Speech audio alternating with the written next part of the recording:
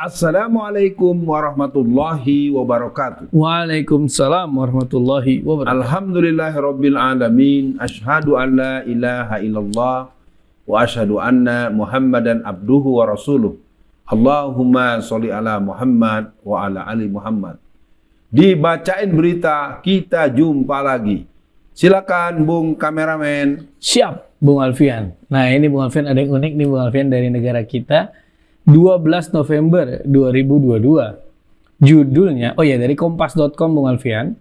Judulnya, kereta cepat baru balik modal 38 tahun.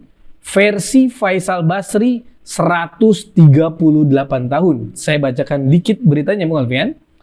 Baik PT Kereta Api Indonesia Persero maupun PT Kereta Cepat Indonesia Cina KCIC kompak menyebut proyek kereta cepat Jakarta-Bandung baru akan balik modal dalam kurun waktu 38 tahun.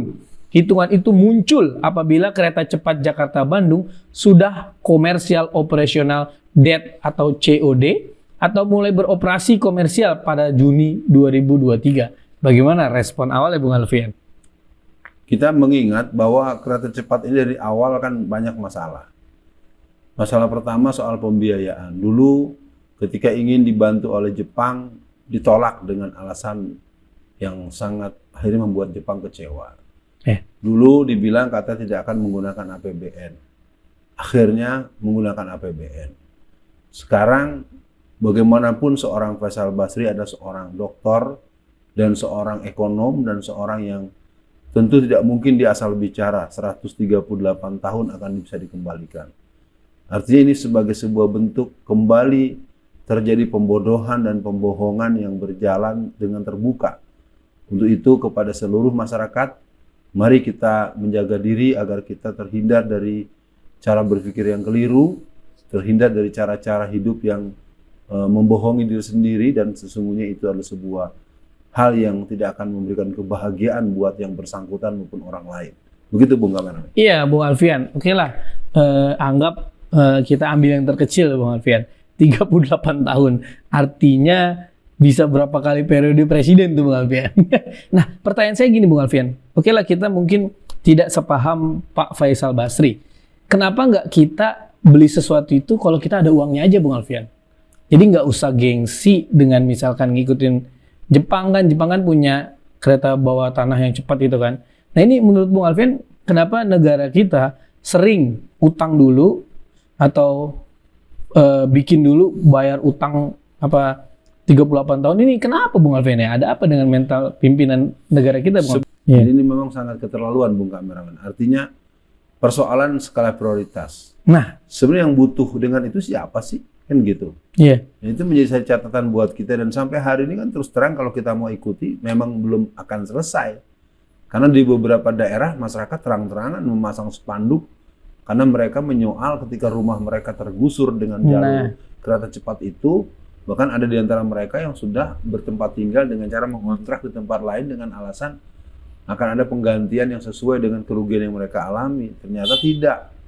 Itu jadi persoalan. Saya pikir itu yang menjadi perhatian skala prioritas, dan juga ini atas kemauan siapa, atas kebutuhan siapa. Nah, jadi apakah kita butuh? Menurut saya yang butuh itu orang-orang yang berhubungan dengan transaksi utang piutang, karena di sana ada cuan, di sana ada keuntungan, ada bunga, dan ada segala macam. Innalillahi. Begitu kira-kira Bung. Iya, Bung Alfian. Ini menarik yang Bung Alfian sampaikan tadi tentang skala prioritas.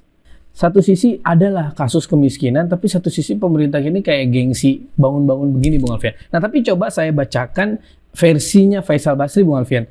Sementara itu, ekonom Institute for Development of Economics and Finance Faisal Basri mengatakan proyek kereta cepat Jakarta-Bandung baru bisa balik modal setidaknya dalam 139 tahun. Jadi judul sama isinya beda setahun nih. Ya anggaplah segitu ya. Kemudian lanjut dia, asumsi perhitungan itu pun belum memperhitungkan biaya operasional. Sehingga bila ditotal, balik modal proyek yang didanai utang dari Cina tersebut bisa saja lebih lama lagi. Nah ini Bung Alfian, yang Bung Alfian sampaikan tadi. Ternyata ada faktor utang. Nah gimana Bung Alfian? Memang sangat merih ya, sangat memprihatinkan, dan kelihatannya menurut hemat saya sudah cukup lah. Iya. Sudah cukup, kita akan katakan kepada pihak yang terkait untuk talak 3. Kita sudah tidak bisa lagi mentolerir sebuah rezim yang berkuasa atau bercokol, sementara dia berada pada satu cara-cara kerja yang memberikan tindakan-tindakan yang tidak memberikan kemaslahatan. Iya. Jadi intinya, apalagi tadi dijelaskan atau dibacakan ulang tentang 139 tahun, itu artinya bahwa semakin panjang penderitaan atau berapa puluh Betul. kali pemilu, mungkin ini kali sebabnya kenapa yang bersangkutan ingin terus merawat penderitaan masyarakat, ingin menjadi penguasa terus-menerus. Saya pikir ini sebuah catatan khusus, Iya. dan artinya untuk kereta cepat, menurut saya cepat-cepat sajalah dihentikan. Kereta cepat sajalah karena tidak ada gunanya secara kemasyarakatan.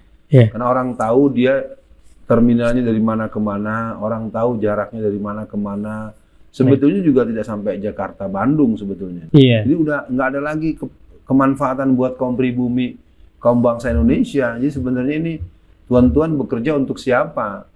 Anda ikut menjajah negara sendiri dengan menggunakan atas nama pembangunan, atas nama pembiayaan masyarakat, sementara Anda mengikuti apa yang dimaui oleh para imperialis kolonialis.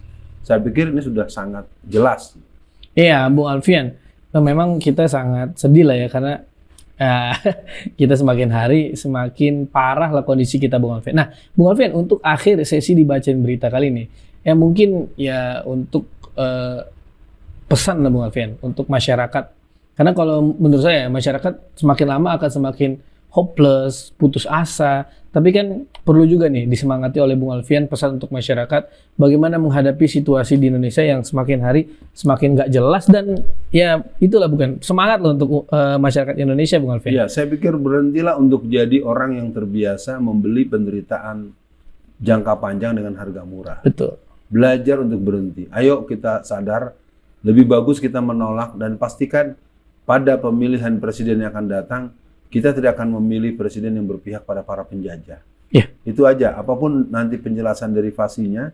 Nah, untuk yang lainnya, tentu memang ini bukan hal yang ringan. Kepada para tokoh-tokoh masyarakat, apakah masyarakat secara intelektual atau masyarakat agama, tokoh-tokoh dan ulama-ulama dan tokoh agama-agama lain, kita semua harus punya komitmen untuk mengedukasi masyarakat dan menyadarkan masyarakat bahwa Indonesia untuk kasus yang kita bicarakan tidak butuh dengan kereta cepat. Hentikan kereta cepat hanya memberikan satu suasana yang sangat sumuk, berat dan sangat menyakitkan hati dan memberikan penderitaan jangka panjang. Sekian dibacain berita. Assalamualaikum warahmatullahi wabarakatuh.